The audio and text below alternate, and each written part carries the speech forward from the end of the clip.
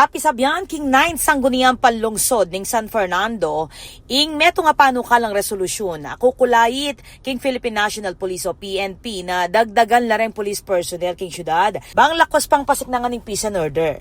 Ing panukala, sinulong na yung Councilor Tino Dizon na susuporta king minuna ng resolusyon ng Committee on Peace and Order and Public Safety apamuntukan ng Councilor Elmer Benco.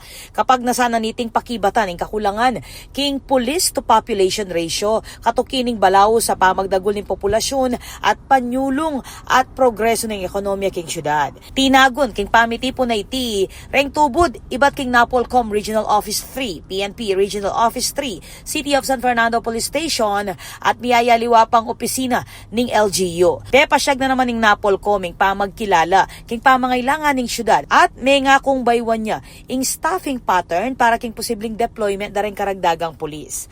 Patunayan na mo kanuning takbang iting matibe ugnayan ning executive at legislative branch ning LGU king pamanimuna ng Mayor Vilma Caluwag at Vice Mayor Brenz Gonzales king pamanyulong na rin programang makatutok king peace and order ning syudad ning San Fernando. Ako po, Patricia Mamangon para king News Force Pampanga. Balitang tutuking Balen, Susuyo.